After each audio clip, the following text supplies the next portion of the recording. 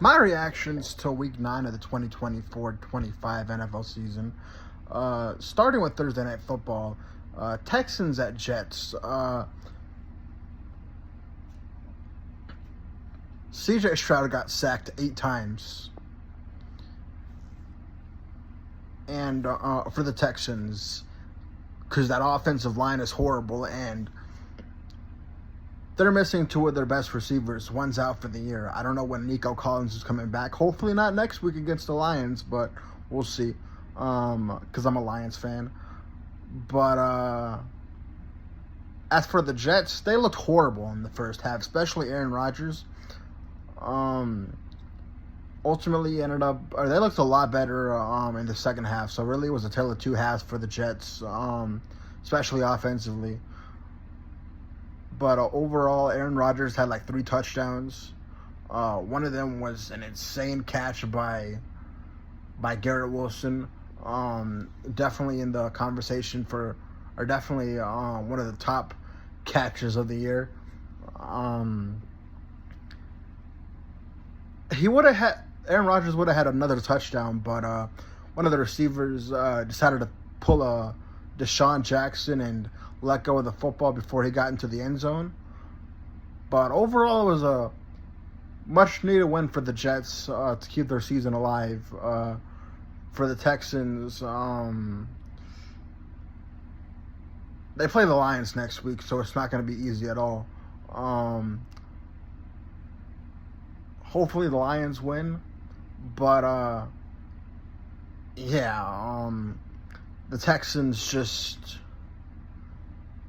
in a way, they just need to get healthy.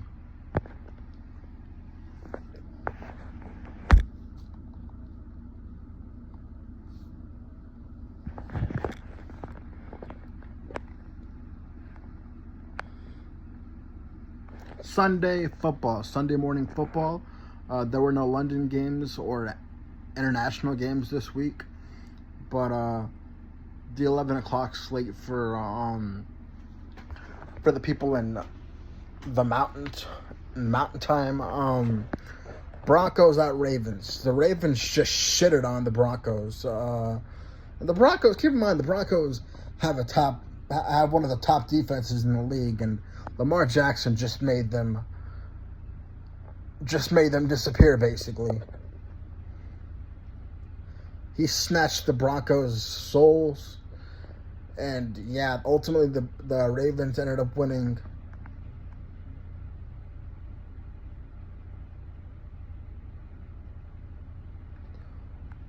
41-10. I think Lamar Jackson had like 5 touchdowns in the game.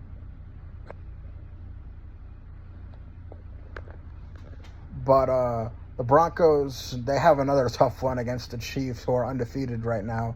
Spoiler alert. And the Ravens play in 2 days on Thursday Night Football against the Bengals. So we'll see how that game goes.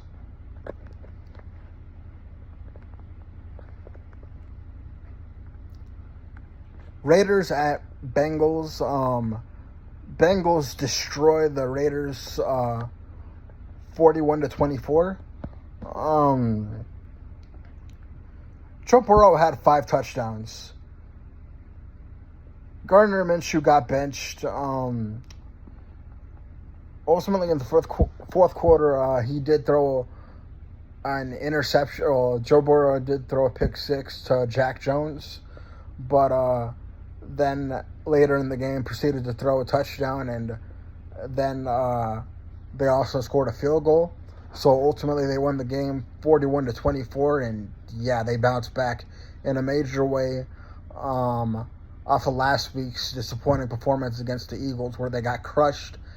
And as far as the Raiders go, they might just have to blow everything up right now.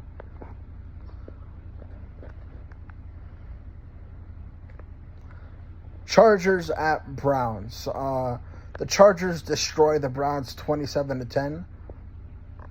Justin Herbert had a pretty good game. I think he had like 2-3 touchdowns. As far as the Browns goes, Jameis Winston reverted back to his 30-for-30 season and decided to throw 3 interceptions.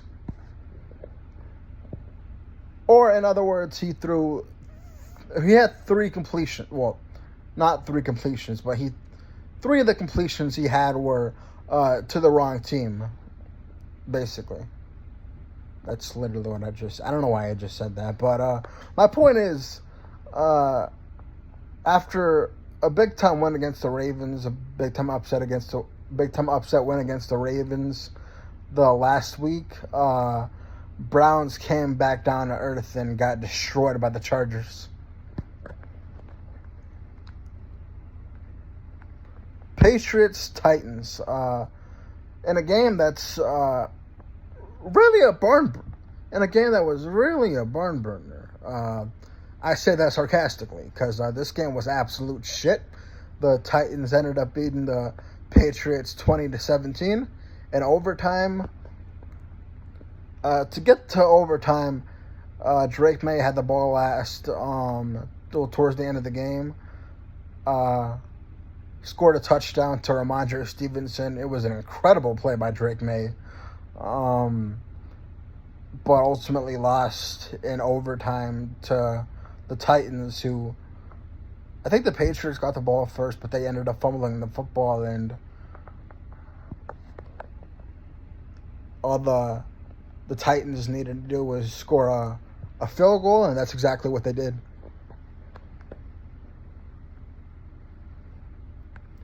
Dolphins at Bills. The Bills beat the Dolphins 30-27.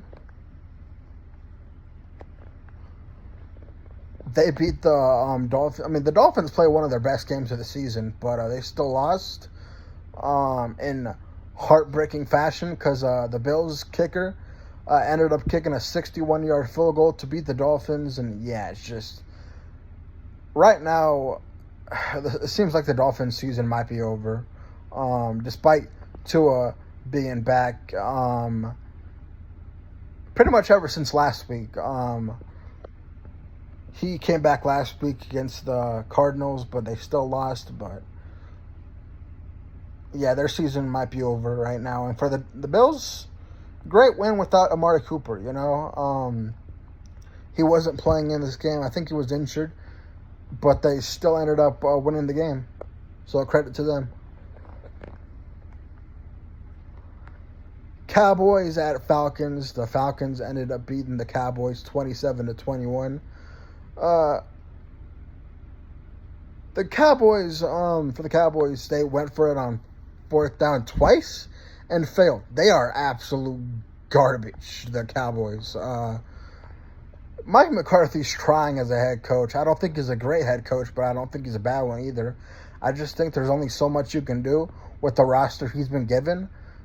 Jerry Jones single-handedly ruined the Cowboys.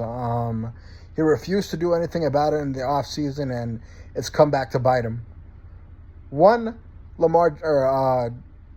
Derrick Henry, who wanted to be a Cowboy, is balling out for the Ravens, already has 1,000 yards in the season, and it's just midway into the season. But and the trade deadline was today. I thought the Cowboys were going to end up trading for Travis Etienne. They did not. They traded for a guy named Jonathan Mingo. The only Mingo I know is Flamingo.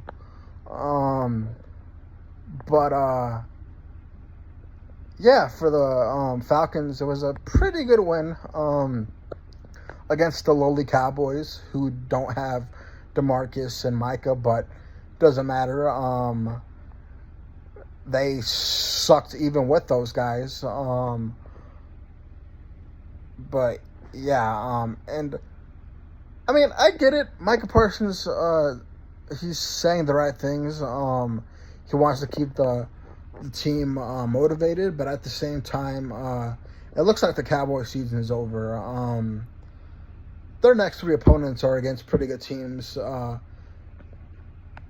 And, yeah, I think they play the Eagles next week. They might end up getting destroyed by the Eagles with the way the Eagles have been playing recently. But I'll get to them later.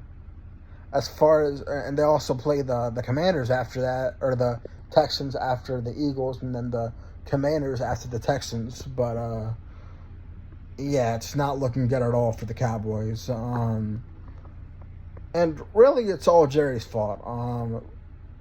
Well, Jerry and Steven, but especially Jerry. As far as the Falcons go, I think they end up playing the Broncos. No, not the Broncos. I don't know who they play next week. Actually,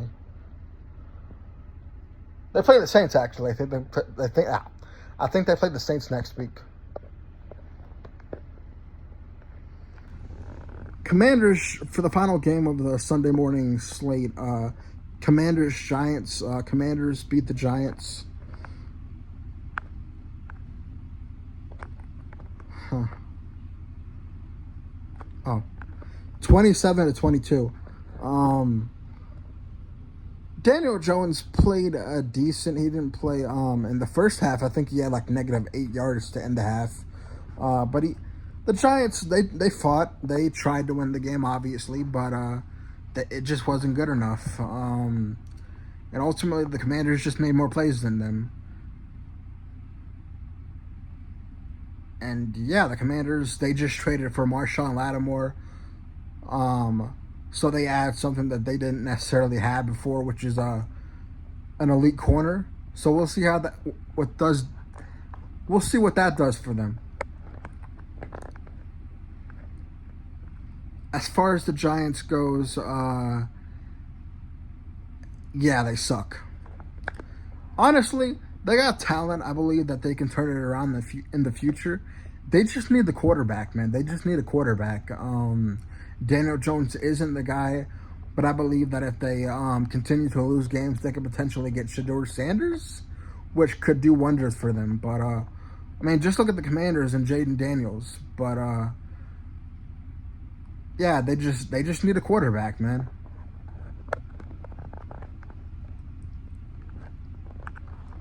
Sunday afternoon games, Jaguars at Eagles. The Eagles were beating the Jaguars 22-0, but Nick Sirianni tried to lose the game. Jaguars ended up scoring 16 consecutive points. Trevor Lawrence got a touchdown finally, like in the third quarter, I think it was. Then when the Eagles got the ball back, Saquon Barkley fumbled the football. Well, he fumbled the football because it really wasn't a fumble, but the Jaguars will take it. They scored a touchdown. Trayvon Walker, his first of his career. But ultimately, the Eagles were able to pull out the W because Trevor Lawrence was not clutch in this game. He threw an interception in the end zone, even though they had the ball in the red zone to take the lead. But yeah, Trevor Lawrence just did not play well this game. And for the Eagles, they play the Cowboys next week. And I would not be surprised if they end up putting 40 on the Cowboys again. And by again, I mean if another team puts 40 on the Cowboys next week. With that team being the Eagles.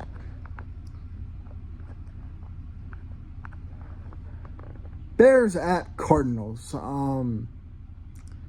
The Bears need to fire Matt Eberflus. They got destroyed 29-9 by the Cardinals. Caleb Williams got injured late in the game. I don't even know why he was in the game late in the game, but he was, and he got injured. I think he's going to be fine, but the fact that they even had him in the game with the score being out of hand is just not smart, man. The players, some of them might have given up on Matt Eberflus, and yeah, he has to go. If I had to guess, I'd say they're probably going to keep him the rest of the season. which is not good for them because they got a tough schedule coming up, and they could easily miss the playoffs, especially if Matt Eberflus is still their coach. Lions at Packers. The Lions beat the Packers 24-14. Really, the score wasn't even that close. I think it was like 24-6 or something like that. But Jared Goff continues his hot streak. He went perfect in a monsoon. And yeah, pretty much the Lions had their way with the Packers. And yeah, great win for them and for the Packers. I mean, you could argue that Malik Willis should have played instead of Jordan Love, but I just honestly think that the concerns with Jordan Love, well, one, he's injured, so he needs to get healthy, but even so, he plays like Brett Favre, and Brett Favre made quite a couple of mistakes. He made a couple of wild plays too, but he's made a couple of mistakes. He's turned the ball over in key moments, and if Jordan Love doesn't fix that, if Jordan Love continues to turn the ball over, that might ultimately cost the team against some of the best teams, or some of the better teams in the, or not better teams, but some of the best teams, like it did against the Lions, who are playing like the best team right now in the league. But yeah, ultimately, like I said, he just needs to get that shored up, and if he can, then Packers are gonna be dangerous, and they still are dangerous, but they're gonna be even more dangerous.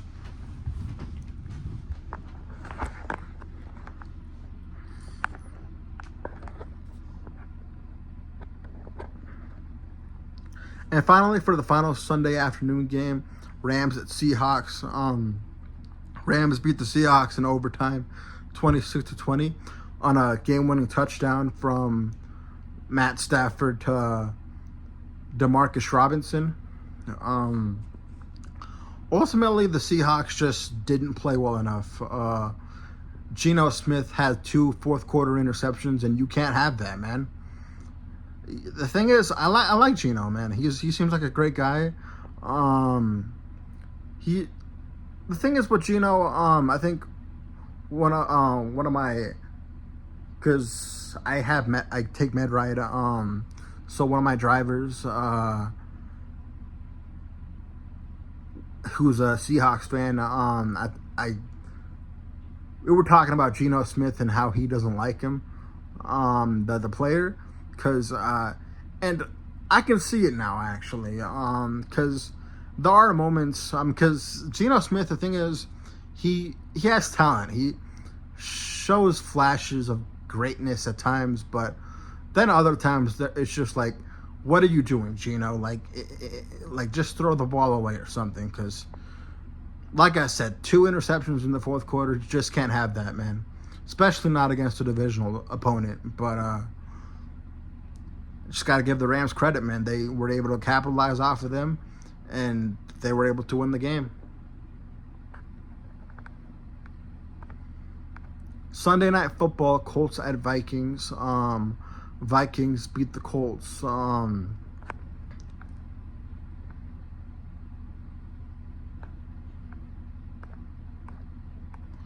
13-21. I didn't really watch this game because I was hanging out with my brother. But yeah, the Vikings defense stepped up in this game, from what I've heard, and Justin Jefferson and Jordan Addison had pretty good games too. But Joe Flacco, in a way, kind of came back to earth and looked kind of pedestrian against Brian Flores' defense, who's, I'm not going to lie, they have a very good defense, but again, he just looked pedestrian in the game, which I guess is going to happen when you're 40 plus years old and pretty much a statue in the pocket.